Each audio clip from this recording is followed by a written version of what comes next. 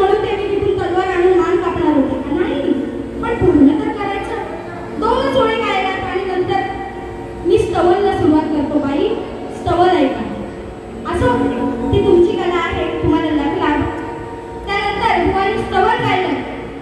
कभी बंधन छुड़ा दिया, कभी दामन छुड़ा दिया, ओ मितवारे कैसा सिला दिया, ये वफा का कैसा सिला दिया. ह्याला म्हणतात बुवा गायकी. असू दे, मी तुमच्या गायकीवरून बोलणार नाही. खरं तर मी सुद्धा अजून शिकतेच आहे, माझं वय सुद्धा लहानच आहे. म्हणून गाताना नीट स्वर घेऊन गातर ते समोरच्या ऐकणाऱ्याला चांगलं वाटतं. त्यानंतर बुवा म्हणतात गणा नाचा. आता सुरुवात करूया. गणालाच म्हणतात बाई म्हणते समोर येऊन बसा. हो, मी ह्यांना म्हटलं समोर येऊन बसा. आणि जर हे समोर बसले तर माझ्या पोरी नाचू शकतील का? भिताळासारखं समोर येऊन बसायला नाही सांगितलं बुवा. बाजूला पण बसायला नाही सांगितलंय. जिथे असाल तिथे बाहेर येऊन बसा, म्हणजे जेणेकरून मी काय बोलते ते नीट ऐकाल तुम्ही. आणि शेवटी तुम्ही तेच केलं की काय चुकायचं तुम्ही सांगणार आहे. तुम्हाला शास्त्र शुद्ध वारी वगैरे शास्त्र शुद्धच करणार. मी सुद्धा लेचा पेचा गुरु का चेला नाही. अरे आम्हाला पण गुरुनी चांगलं शिकवलंय कसे समोरचे पॉइंट धरायचे. म्हणून समोर येऊन बसा हे मी म्हटलं नाही. ही पहिली चूक ऐकण्यामध्ये. बाई म्हणते समोर येऊन बसा, ही पहिली चूक. त्यानंतर गाण्यात विषय बोलतात. म्हणतात गणाची चाल बाई मुद्दाम चाली ऐकून दाखवत नाही, कारण की मी चाली पकडीन ना लगेच. बाय किती मोठं ना, चाली पकडीन मी, चाली गाईन ना. म्हणून बाई अरे बुवा तुला तुझ्या चाली धड गाता येत नाही, तू माझ्या चाली काय धड. यारा हो यारा तेरी यारा गणाची चाल आधीच गाऊन दाखवलं होतं. ही दुसरी चूक की तुम्ही चाली ऐकत नाही आणि देव बोलता की मी चाली गाऊनच ते दाखवल्या. गळ बुवाचा होता. तू जब जब मुझको पुकारे मैं दुनिया नदिया किनारे हर पल तेरा सता निहारे दिल लगी लग तेरे किनारे मुझे सीने से लगा मुझे आंखों में बसा मेरे भोले साथिया तुझे दिल दे दिया तेरा दिल ले लिया. तुम्ही गाण्याला कापत नाही, मी सुद्धा तुमच्या गाण्याला कापणार नाही. पण ही चाल गाऊन दाखवली. गाण्याचा शेवट करता हुआ तो शेवटी परत ध्रुवपद द्यायचं असतं आणि मग शेवट करायचं. नाही तर आपला कीबोर्डवाला M2 वाजवतोय, बेंजोवाला M2 वाजवतोय आणि मग भिंता टाकून दिलं मला लगेच गाणं. तसं नाही होत. गाण्याचा शेवट व्यवस्थित करा. आणि नंतर आले गवळणीवर. म्हणतात शब्दतुल्याची खरी सुरुवात ही गवळणीपासून होते. हो, मग स्तवन आणि गर्भ कशाला घेता? मी आलो जाऊ बाऱ्या करणार कशाला? नको ना, स्तवन गर्भ घ्यायचंच आहे कशाला? आणि इथून सुरुवात आहे की इथं सुरुवात करायची? भेंडी गवळणला तर गवळणीपासून करा ना. मी नडायला कापी आहे एकटी. आता चॅलेंज, दुसरा चॅलेंज. पहिलं चॅलेंज एक्सेप्ट केलं, त्याचे शब्द सांगेल पण अजिबात नाही ते जमलं. दुसरं चॅलेंज स्वर नको, नको स्वर, वाद्य पण नको. एकटी गाऊन तुला हरवीन बुवा. काय तुला ताकद एकटा येऊन इथे गाशील? नाच सुंदर आहे, वाद्य वृंद सुंदर आहे म्हणून तू आहेस. एकटा फिर मग बघू तू कोण आहेस. त्यानंतर बुवा म्हणतात की कानावर चढला. बाई म्हणाल्या की काना हंडी फोडणार उद्या गोकुळाष्टमीला, पण कानावर चढणार, होल पाडणार हे बाई सांगायला विसरल्या. बरोबर ना? हे तर बरोबर आहे. कानावर चढणार, होल पण पाडणार, पण कोणावर चढणार हे तुम्ही सांगायला विसरले. आलं लक्षात? माझा विषय नीट लक्षात घ्या. जर मी सांगायला विसरले ना की कानात चढणार आहे ते, मग तुम्ही सांगायला विसरलात की तो कोणावर चढणार? तो त्याच्यावर चढत नाही, तो त्याच्या साथीदारांवर चढतो. हे लक्षात घ्या. हंडीला होल पाडतो, पहिली दहीहंडी घरात साजरी करतो. आईच्या हंडीला होल पाडतो. आईची हंडी असते लटकवलेली वर शिंक्यावर. साथीदारांवर चढून तिला होल पाडणार. मी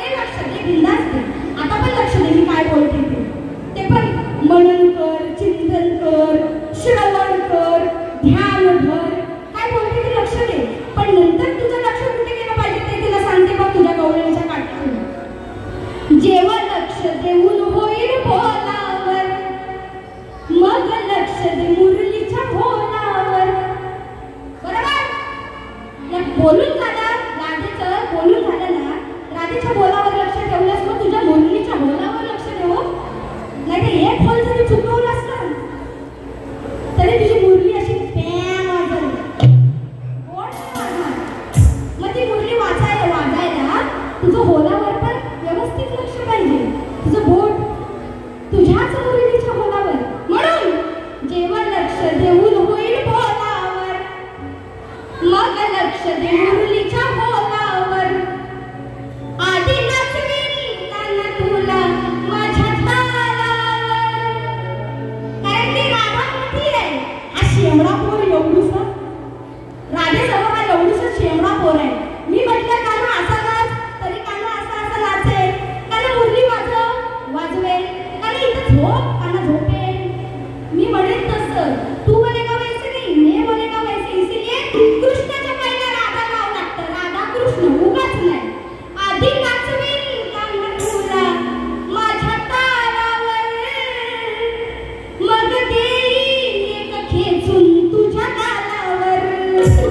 आधी नाचवीन काना तुला माझ्या तालावर, मग देईन एक खेचून तुझ्या